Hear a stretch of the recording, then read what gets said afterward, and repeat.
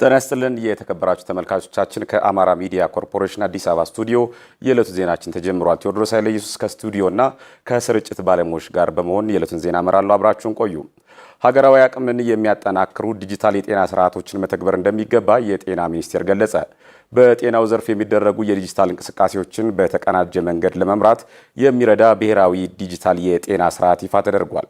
ቤተልሔም ሰለሞን አሁን ያለውንና ወደፊት የሚገነቡትን ዲጂታል የጤና ስርዓቶች በአንድ የተቀናጀ ብሔራዊ ምህዳር ተናበው እንዲተገበሩ ያስችላል የተባለው ዲጂታል የጤና ተቋማት ስርዓት መተግበሪያ ጤና ሚኒስቴር አጋርና ባለድርሻ አካላት በተገኙበት ይፋ ተደርጓል።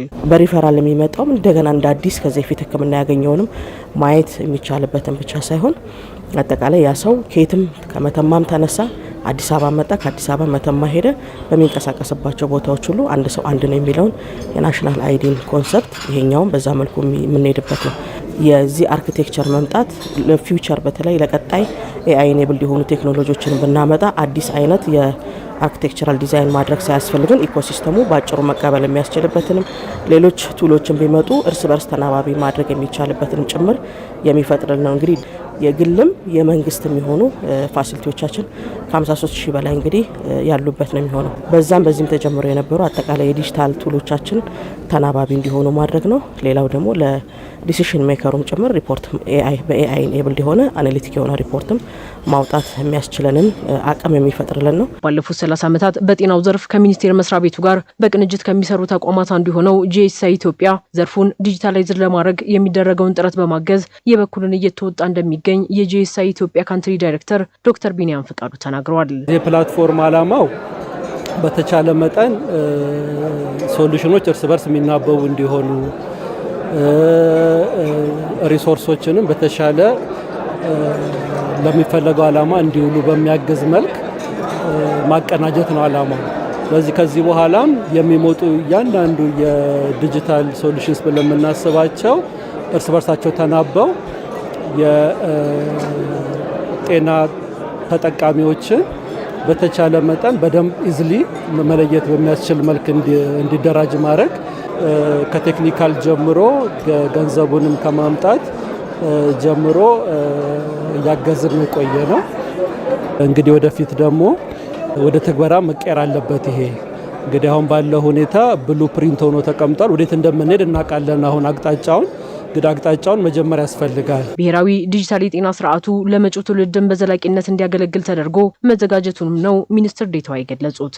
የጤናው ስርዓትን በተለይ የዲጂታላይዜሽን ምዕራፍን ወደ አንድ ከፍ ወዳለ ምዕራፍ ሊያሸጋግር የሚችል የጤናው ሴክተር ሪፎርም እየሰራናቸው ካሉ ስራዎች ውስጥ ስለዚህ ለዛም ሊጠቅም የሚችል ፕላትፎርም ነው ዛሬ እንግዲህ እየሰራን ያለነውና ሀገራዊ አቅጣጫዎችንም ተከትሎ መንግስት የሚያስቀመጣቸውንም ኮሚትመንቶችንም ለማሳካት እንግዲህ ዛሬ አንድ እርምጃ ብለን የጀመርንበት ቀን ነው ብዬ እንግዲህ ዲጂታል ቱልስ ዛሬ የሰራ ነው ነገ ላይቀጥል ይችላል፣ ተለዋዋጭነት ሊኖራቸው ይችላል። ግን ያንን መሸከም የሚችል ኢኮሲስተም ወይ ደግሞ ስርዓት አለን የሚለው ትልቁና ዋነኛው ነገር ነው።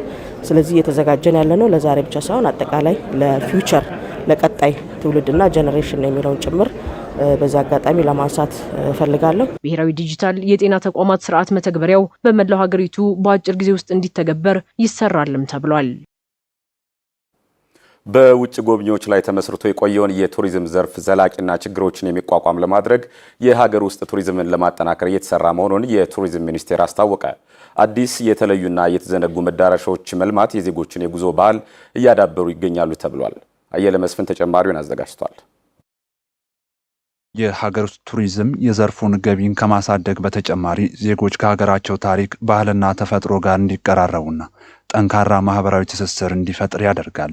በአንጻሩ የቱሪዝም ዘርፉ በውጭ ሀገር ጎብኚዎች ላይ ብቻ ከተመሰረተ የጉብኝት ወቅቶች መለዋወጥና የዓለም አቀፍ ሁኔታዎች አለመረጋጋት በዘርፉ ላይ አሉታዊ ተጽዕኖ ሊያሳድሩ ይችላሉ። ለዚህም የሀገር ውስጥ ቱሪዝምን ማስፋፋት ዘርፉን ዘላቂና የተረጋጋ ለማድረግ እንደሚያግዝ የቱሪዝም ሚኒስቴር የፕሮሞሽን መሪ ስራ አስፈጻሚ አቶ ተሾመ ተክሉ ገልጸዋል። ፕላን የምናወጣው የ3 ዓመትም ሲወጣ የ10 ዓመትም ሲወጣ የ1 ዓመትም ሲወጣ ሁሉም አንደኛ የውጭና የሀገር ውስጥ ቱሪስቶች ቁጥር ነው። ሁለተኛ ከዘርፉ የሚገኘው ገቢ ነው። በማህበራዊ ትስስሩ የሚያመጡት አስተዋጽኦ ወይ ፋይዳውና ማለት ነው ትኩረት ተሰጥቶ ይሰራል። ከዚህ አንፃር የሀገር ውስጥ ቱሪዝምን ዓለም አቀፍ ቱሪዝሙ እኩል ስራዎች እየተሰሩ ይገኛሉ።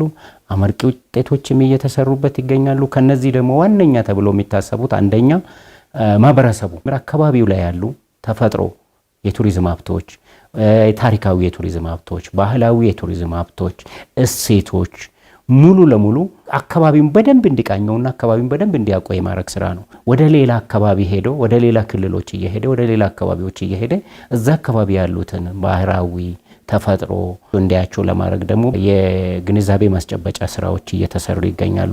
በቱሪዝምና በሚኒስቴራችንና በተወረድ ባሉ ተቋማት እንዲሁም በግሉ ዘርፍ አስተባባሪነት ማለት ነው። በአጠቃላይ ለሀገር ውስጥ ቱሪዝም እድገት መሰረት ሊሆኑ የሚችሉ የተዘነጉ አካባቢዎች እንደነበሩ ጠቁመው እነዚህ መዳረሻዎች በመልማታቸው የሀገር ውስጥ ጎብኚዎች ፍላጎት እያደገ መምጣቱና ለገጽታ ግንባታም አስተዋጽኦ እያበረከተ መሆኑን አብራርተዋል። የተረሱ ቦታዎች ነበሩ፣ የተረሱ መዳረሻዎች፣ የተረሱ መስህቦች ነበሩ። እንደዚህ አይነት መስህቦችን ዓለምን እንዲያዩ አድርገናል ማለት ነው። በጥራትም ደግሞ ማልማት እንደምንችል ደግሞ አሳይተናል። ጥራት ዓለም አቀፍ ጥራታቸውን ጠብቆ የለሙ ደግሞ በቃ ማልማት ችለናል። ልማታቸውም ሁለተኛው ነው ማለት ነው። ሶስተኛ የቱሪስት ፍላጎት መጨመሩ ነው። በጣም ስፔሻሊ አሁን የሚድል ኢስት ቱሪስቶች አሁን ወንጪ ብትሄድ ሳምንቱ ሙሉ በጣም ቢዚ ባህር ዳር ጎርጎራን እያየን ጎንደርን እያየን ነው። ሌሎች የተለያዩ የቱሪዝም መስህቦቻችን ቱሪስቶችን መሳብ ችለዋል ማለት ነው። በጣም ማለት ነው ገጽታ ከመገንባት በተጨማሪ ቱሪስቶችን መሳብ ችለዋል። የውጭ ሀገር ቱሪስቶችን መሳብ ብቻ አይደለም፣ የሀገር ውስጥ ቱሪስቶችም እንደምናየው ከጊዜ ወደ ጊዜ ከተለያዩ የቱሪዝም መዳረሻዎች የመንቀሳቀስና የመጎብኘት ልምዳቸው ጨምሯል። በሀገሪቱ ያሉ ቅርሶች፣ ባህላዊ እሴቶችና የቱሪዝም መዳረሻዎች ከኢትዮጵያ 5 ዋና ዋና የኢኮኖሚ አምዶች አንዱ እንዲሆኑ ትኩረት ተሰጥቶ እየተሰራ እንደሚገኝ የገለጹት አቶ ተሾመ ለዘርፉ የተሰጠው ልዩ ትኩረት ተጠናክሮ እንደሚቀጥል አረጋግጠዋል። የተማሪዎችን የመጎብኘት ባህል ማሳደግ፣ ምክንያቱም የነገ ሀገር ተረካቢ ትውልድ ስለሆነ ስለዚህ እነሱ ጋር ደግሞ ስራዎችን እየሰራን ነው። ብዙ ተማሪዎች እንደምታዩት ከጊዜ ወደ ጊዜ በትምህርት ቤት ፍቃድ አግኝቶ ከትምህርታቸው ጎን ለጎን በተግባር ደግሞ እንዲያዩ ሀገራቸውን እንዲያውቁ ደግሞ የማድረግ ስራ እየተሰራ ነው። በ10 ሺዎች የሚቆጠሩ ተማሪዎች ኢትዮጵያን ጎብኝተዋል ማለት ነው። ሀገርን ማስተዋወቅ በጋራ የያዘ ደግሞ ቁርንፍር ከሚባል ተቋም ጋር ጂ ፓወር ፌስ ኦፍ ኢትዮጵያ የሚል ነው አሁን እንትኑ ያለውና ስያሜው።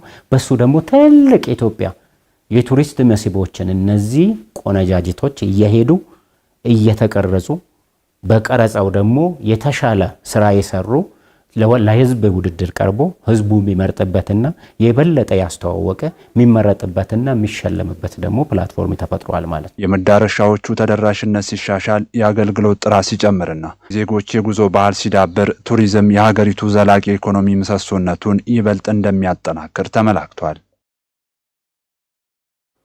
ቀጥለናል ተመልካቾቻችን፣ አሁን አብራችሁን ቆዩ። በሰሜን ሸዋ ዞን ባሶና ወራና ወረዳ ባሞቴ የመጀመሪያ ደረጃ ትምህርት ቤት የተገነባው የቅድመ መደበኛ ትምህርት ቤት ህንፃ ተመርቆ ለአገልግሎት ክፍት ሆኗል። በአማራ ልማት ማህበር አልማና በህብረተሰቡ ንቁ ተሳትፎ ለአገልግሎት የበቃው የመማሪያ ክፍል የትምህርት ጥራትን ለማረጋገጥ እንደሚያግዝ ተገልጿል። ስንታየው ኃይሉ ግንባታው የልጆቻቸውን ነገ የሚያሳምር በመሆኑ ያዋጡት ገንዘብና ያፈሰሱት ጉልበት አመርቂ ፍሬ አፍርቶ በመመልከታቸው ደስታ እንደተሰማቸው የአካባቢው ነዋሪዎች ገልጸዋል። አንድ ልጅ አስተምሬያለሁ። አሁን ግን ሁለተኛ ደግሞ እዚህ በመድረሱ የተሰማኝ ደስታ ከፍተኛ ነው። ለመናገር የማልችለው ደስታ ተሰምቶኛል። አሁን እዚህ ትምህርት ቤት የልጅ ልጅ ነው የማስተምረው። ላልማ ሁሌ እከፍላለሁ፣ አጣለሁ። ስለዚህ የከፈልኩት ገንዘብ ተግባር ላይ በመዋሉ በጣም ደስ ብሎኛል። የባሶና ወራና ወረዳ አልማ ጽሕፈት ቤት ኃላፊ አቶ አለማየሁ ታደሰ ህብረተሰቡን በማሳተፍና ኮሚቴ በማዋቀር የኔነት ስሜትን በመፍጠር ወጪን የቆጠበ የልማት ስራ መሰራት መቻሉን ተናግረዋል። እንደ አልማ የማህበረሰብ አቀፍ ፕሮጀክት ፕሮሰሱ በአዲስ መልክ የተጀመረ እና ከዚህ በፊት ያልነበረ እና በቅርብ ጊዜ በ90 ቀን የሚጠናቀቅ የፕሮጀክት አሰራር ሂደት በመሆኑ አዲስና ለክልሉ የመጀመሪያው ነው ማለት ይቻላል። የማህበረሰብ አቀፍ ፕሮጀክት ማኔጅመንት አሰራርን ሂደት የተከተለ በመሆኑ በ5.5 ሚሊዮን ብር ያጠናቀቅንበት ነው። የወረዳው ምክትል አስተዳዳሪና የትምህርት ጽሕፈት ቤት ኃላፊ አቶ አፈወርቅ ዘውዴ ፕሮጀክቱ ተማሪዎችን በተመቸ ሁኔታ እንዲማሩ በማድረግ ለትምህርት ጥራት መረጋገጥ ከፍተኛ ሚና እንደሚጫወትም ገልጸዋል። እነኚህን የተጎሳቆሉ ትምህርት ቤቶች መልሶ ለማቋቋምና ተማሪዎች በተመቸ አካባቢ ተምረው የሚጠበቅባቸውን እውቀት፣ ክህሎት፣ አመለካከት ይዘው እንዲያድጉ በማድረግ ደረጃ ወረዳችን በትልቁ ከአልማን መነሻ አድርጎ እየሰራቸው ያሉ ተግባራቶች አሉ። አልማ በተለይም በህፃናት ላይ ትኩረት አድርጎ ያከናወናቸው ተግባራት ውጤታማና ማህበረሰቡን ያሳተፉ መሆናቸውን የወረዳው ዋና አስተዳዳሪ አቶ ዘሪሁን ሀብተ ገብርኤል ተናግረዋል። እስካሁን ካለብን አጠቃላይ የተቋማት አደረጃጀትና ምቹ ሁኔታን ከመፍጠር አኳያ በወረዳችን ብዙ ችግሮች የነበሩበት ነው። በተለይ ከ2015 ጀምሮ እስካሁን ድረስ በወረዳችን ከ15 በላይ ትምህርት ቤቶችን በመደበኛ ደረጃ ያሉ ትምህርት ቤቶችን በመገንባቱ በትምህርት ቤት ደረጃ ምቹ ሁኔታን ምቹ የተማሪ ግብዓት አሟልቶ ለማስተማር የሚያስችል ቅድመ ዝግጅት እያደረግን ያለ ነው። በዞኑ በ2018 ዓመተ ምህረት ብቻ ከ100 በላይ የትምህርት ተቋማት ግንባታ መከናወን መቻሉን የተናገሩት የሰሜን ሸዋ ዞን አልማ ማስተባበሪያ ዳይሬክተር አቶ ደረጀ ፍቅሬ የስኬት ህዝብንና አጋር ተቋማትን በማስተባበር የተከናወነ መሆኑን ገልጸዋል። በራስ አቅም ምን ያህል ልማትን ማምጣት ይቻላል። ሁለተኛ የባለቤትነት ስሜት እየፈጠርን ነው ህዝቡ ላይ እየሄድን ያለ ነውና ይህንን በማድረጋችን አንደኛው በእያንዳንዱ አካባቢ ያለው ማህበረሰብ በቀጥታ በእያንዳንዱ እስከ ውሳኔ እስከ መስጠት ድረስ የሚሳተፍበትን አግባብ ፈጥረናል ማለት ነው። የሰሜን ሸዋ ዞን ባህል ቱሪዝምና ስፖርት መምሪያ ኃላፊ ወይዘሮ ተዋበሽ ጌታቸው የህዝቡን የመልማት ጥያቄ ለመመለስ መሰል ዘላቂ ስራዎች ተጠናክረው መቀጠል እንዳለባቸው ጠቁመዋል። ፕሮጀክት መጀመር ብቻ ሳይሆን መጨረስንና ሪባን መቁረጥን በደንብ አልሞ መስራት ይህንን ጭምር የሚያሳይ አጭር ቀን የወሰደ ግን ደግሞ ትልቅና ትውልድ ተሻጋሪ ግንባታ ነው እያየን ያለ ነው። በጥራቱ በስታንዳርዱም የተሟላለት በመሆኑ እጅግ በጣም ደስ ብሎኛል። በሰሜን ሸዋ ዞን 10 ወረዳዎች የመንግስት ሰራተኞች የህፃናት ማቆያ ግንባታ ማጠናቀቃቸውን የዞኑ ሴቶች ወጣቶችና ማህበራዊ ጉዳይ መምሪያ አስታወቀ። ሴት የመንግስት ሰራተኞች ማቆያው መገንባቱ የልጆቻቸው ደህንነት ተጠብቆ ስራቸውን በአግባቡ እንዲሰሩ እንዳስቻላቸው ተናግረዋል። ለዓለም ላይኩን ተጨማሪውን ይዟል። ማቆያ ሳይኖር ሲቀር እኔም ልጄን እቤት ለያዝ በቃ ስራ ልልቀቅ ምናምን ብዬ ነበር። ካሁን በፊት የችን ልጅ እንትን ለማለት 1 አመት ምናምን ልጄን ትልቅ ልጅ አለችኝ እሷን አስቀርቼ ነው የያዘችልኝ ከትምህርት አቋርጬ ማለት ነው። ወይዘሮ የሻለሙና ትዝታ ማንደፍሮ ይባላሉ። በአንጎላና ጠራ ወረዳ በመንግስት ተቋማት ውስጥ ነው የሚሰሩት። ቀደም ሲል ህፃናት ልጆቻቸውን በቅርበት ለማቆየትና ስራቸውን ለመስራት የሚያስችል የህፃናት ማቆያ ባለመኖሩ ያሳለፉትን ፈተናን ያስታወሱት አሁን ይህ ችግር የለም ይላሉ። ስራቸውንም ተረጋግተው እየሰሩ ስለመሆኑ ይገልጻሉ። እነዚያን ሳሳድግ ቤት ሁሉ ዘግቼ የወጣሁበት ቀን አለ ሌሎች ስላሉኝ ማለት ነው። አሁን በጣም ረፍት ነው የሚሰማኝና ስራዬንም በአግባቡ እንዳከናውን አግዞኛል። እኛም የመንግስትን ስራ በአግባቡ እንድንወጣ ሰዓታችንን ሳንሸራርፍ እንደገና ከኢኮኖሚ ማኳያ ያው በነጻ ስለሆነ በሱም እንጠቀማለን። የአንጎላና ጠራ ወረዳ በዞኑ የህፃናት ማቆያ አስቀድሞ በመገንባት ለሰራተኞቹ እፎይታ መስጠት ችሏል። የወረዳው አስተዳዳሪም አቶ ደረሰ ደመመ ማቆያው ከተገነባ በኋላ የመንግስት ስራ ሰዓት እየተከበረ ስለመሆኑና በተለይ እናቶች ተረጋግተው እየሰሩ ስለመሆኑ ገልጸዋል። የመንግስት ሰራተኛው ተረጋግቶ ስራውን እንዳይሰራ ከፍተኛ እንቅፋት ሆኖ እስካሁን ቆይቷል። እሱ ብቻ ሳይሆን ስራም የለቀቁ ጭምር አሉ። የህፃን ተንከባካቢ በማጣታቸው ምክንያት አሁን ላይ ይሄንን ማቆያ ገንብተናል። ይሄ ማቆያ ሙሉ ስታንዳርዱን የጠበቀ ነው። አሁን ላይ ኦልሞስት ወደ 74 ህጻናቶች አሉት። ይሄ በመሆኑ አሁን ያለው ወረዳችን ላይ የመንግስት ሰራተኛው ስራውን ተረጋግቶ እየሰራ ነው ያለው። የሰሜን ሸዋ ዞን ሴቶች ወጣቶችና ማህበራዊ ጉዳይ መምሪያ ኃላፊዋ ወይዘሮ የሮምነሽ ጋሻውጣና በዞኑ 10 ወረዳዎች ማቆያውን ገንብተው ያጠናቀቁ ሲሆን በቀጣይ የህፃናትን ደህንነት የወላጆችንም ጫና እንዲሁም የመንግስት የስራ ሰዓትም እንዲከበር በዞኑ በሁሉም ወረዳዎች ይገነባል ብለዋል። እንደ ዞን የህፃናት ማቆያ በ31ዱም ወረዳ እንዲኖር ክትትል እየተደረገ ነው። በዚህ መሰረት 23 ወረዳዎች በ2018 በጀት ይዘው የመንግስት ሰራተኞች ህፃናት ማቆያ ለመገንባት ጅምር እንቅስቃሴዎችን ያደረጉበት 10 የሚሆኑ ወረዳዎች የህፃናት ማቆያ ገንብተው አጠናቀዋል።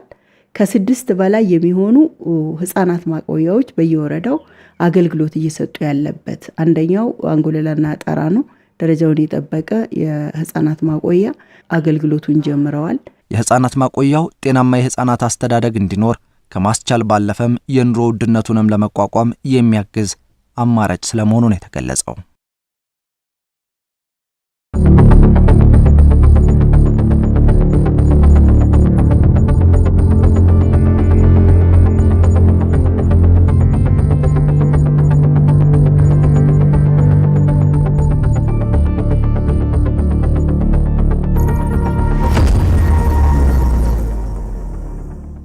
ወደ ሉለ ኢትዮጵያ የዜና አምዳችን አለፍን። አፍሪካ የክትባት ፍላጎቷን በራሷ በጀትና አቅም መሸፈን ወደሚያስችል ትግበራ መሸጋገር እንዳለባት የአፍሪካ ህብረትና የጤናው ዘርፍ መሪዎች አስገነዘቡ። የአህጉሪቱ የጤና ዘርፍ በተለይም ወረርሽኞችን የሚቋቋም እንዲሆን ትብብር ተገቢ መሆኑም ተመላክቷል። አንዱ አለመናን አፍሪካ በተላላፊ በሽታዎች ዛሬም ጥቃትን እያስተናገደች ትገኛለች።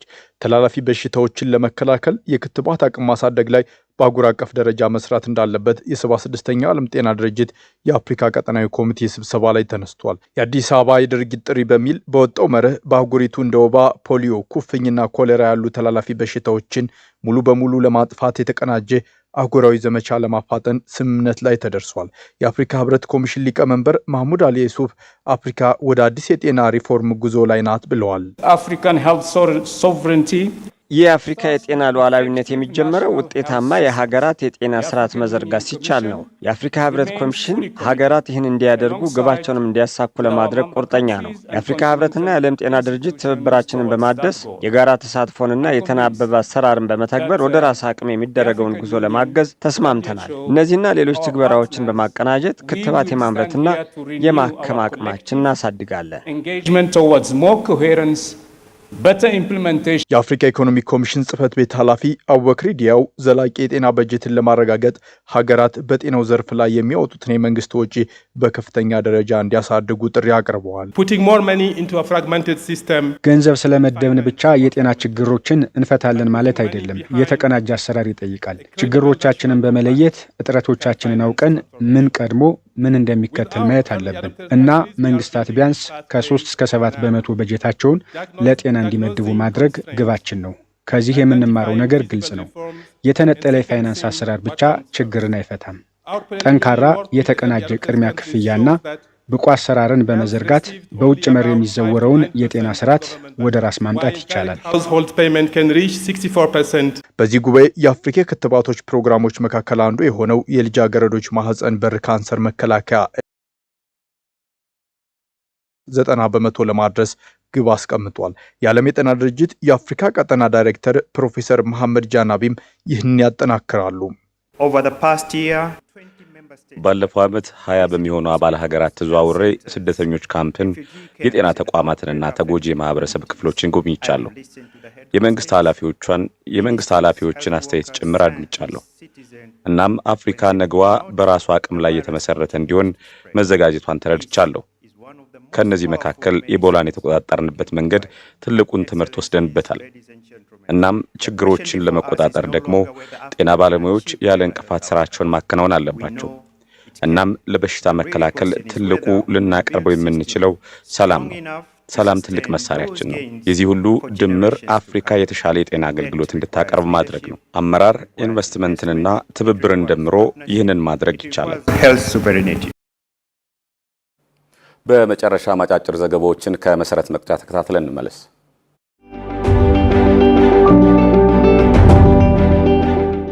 አዲስ አበባ ዩኒቨርሲቲ ያገኘው እውቅና የዩኒቨርሲቲውን ተወዳዳሪነት የሚያሳድግ ለሌሎች ተቋማትም ተሞክሮ የሚሆንና የተጀመረውን ተቋማዊ ሪፎርም የሚያፋጥን መሆኑን የዩኒቨርሲቲው ምክትል ፕሬዚደንት ፕሮፌሰር ወራሽ ጌታነህ ገለጹ።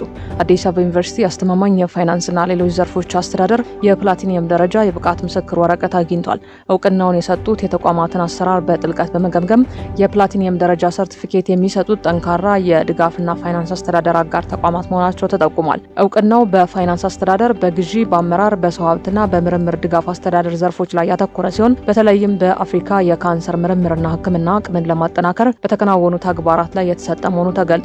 የዩኒቨርሲቲው ምክትል ፕሬዚደንት ፕሮፌሰር ወራሽ ጌታነህ በዚህ ወቅት እንዳሉት እውቅናው የተገኘው ገለልተኛ በሆነ ዓለም አቀፍ ተቋም በተደረገ አሰራር ግምገማ ነው። ይህ እውቅና የዩኒቨርሲቲው በፋይናንስ አስተዳደርም ሆነ በጥናትና ምርምር ዘርፍ ያለውን ዓለም አቀፍ ተወዳዳሪነት እንደሚያሳድግ ተናግረዋል። ይህ የዩኒቨርሲቲው ስኬት ለሌሎች የሀገር ውስጥና ዓለም አቀፍ ተቋማት ተሞክሮ መሆን እንደሚችልም ነው የተናገሩት።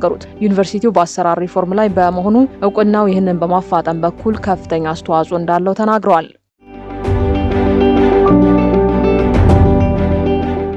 ኢትዮጵያ በቴክኖሎጂ የተደገፈ ተላላፊ ያልሆኑ በሽታዎችን ለመከላከልና ለመቆጣጠር እያከናወነች ያለው ተግባር ትምህርት የሚወሰድበት መሆኑን ተላላፊ ያልሆኑ በሽታዎች ህብረት የምስራቅ አፍሪካ ቀጠና ስራ አስኪያጅ ዶክተር ሃሪየት ቢያትሪስ ገለጹ። በ5 የጤና ዘርፍ ምሰሶዎች ላይ በማተኮር ለ4 ቀናት የሚቆየው 76ኛው የዓለም የጤና ድርጅት የአፍሪካ ቀጠናዊ ኮሚቴ ጉባኤ በአዲስ አበባ እየተካሄደ ይገኛል። የመድረኩ ዋና ዋና የጤና ምሰሶች ዘላቂ የጤና ፋይናንስ፣ የዲጂታል ጤና ስርዓት፣ የመጀመሪያ ደረጃ የጤና ክብካቤ እንዲሁም የጤና ባለሙያዎችና የሀገር ውስጥ ምርቶች አቅምን ማሳደግ ናቸው። ከዚያ ጋር ቆይታ ያደረጉት የተላላፊ ያልሆኑ በሽታዎች ህብረት የምስራቅ አፍሪካ ቀጠና ስራ አስኪያጅ ሃሪየት ቢያትሪስ እንደገለጹት በአፍሪካ ሀገራት ለጤና ባለሙያዎች የስራ አካባቢ ምቹ ማድረግ ይገባል። ከትምህርት ገበታ በቀጥታ ወደ ስራ የሚገቡ የጤና ባለሙያዎች ታማሚዎችን እንዴት ማስተናገድ እንዳለባቸው፣ ችግሮች እንደሚገጥማቸው ጠቅሰዋል። ይህንን ችግር ለመፍታትም የአሰራር ስርዓቶችን በስርዓተ ትምህርት ውስጥ ማካተትና ማስፋፋት አስፈላጊ መሆኑን ጠቁመዋል። በተጨማሪም በስራ ላይ ላሉ የጤና ባለሙያዎች የሚሰጠውን የስራ ላይ ስልጠና ማጠናከርና የዓለም የጤና ድርጅት የሚያዘጋጃቸውን የስልጠና መመሪያዎች እንዲከታተሉ ማበረታታት እንደሚገባ አስገንዝበዋል።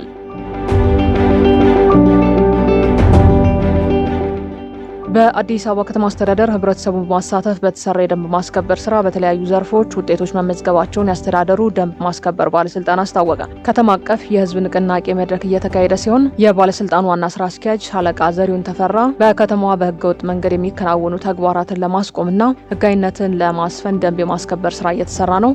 ከዚህ በፊት ይፈጸም የነበረውን ህገወጥ የመሬት ወረራ ሙሉ በሙሉ ማስቆም ተችሏል ብለዋል። በከተማዋ ይስተዋል የነበረው የህገወጥ የንግድ እንቅስቃሴን ከ81 በመቶ በላይ መቀነስ ተችሏል ያሉ ሲሆን የስነ ምግባር ስልጠናዎችን ጨምሮ የተለያዩ ስልጠናዎች መሰጠታቸውንም ጠቁመዋል። የደንብ ጥሰቶችን ለማረም ጥረቶች ሲደረጉ የቆዩ ሲሆን ከህብረተሰቡ ጋር በመቀናጀት መስራት በመቻሉ የተሻለ ውጤት እንደተመዘገበም አስረድተዋል። በተቋም ደረጃ የደህንነት መቆጣጠሪያ ካሜራ በመትከል የቁጥጥር ስራ ውጤታማ እንዲሆን የቴክኖሎጂ አቅም ማጎልበት መቻሉንም ተናግረዋል። ከአማራ ሚዲያ ኮርፖሬሽን አዲስ አበባ ስቱዲዮ ለዕለቱ የተዘጋጁ ዘገባዎች ተጠናቋል። ቴዎድሮስ ኃይለ ኢየሱስ ከስቱዲዮና ከስርጭት ባለሙያዎች ጋር በጋራ በመሆን የዕለቱን ዜና መራው። ስለነበረን ቆይታ ከልብ እናመሰግናለን። ጤና ይስጥልን።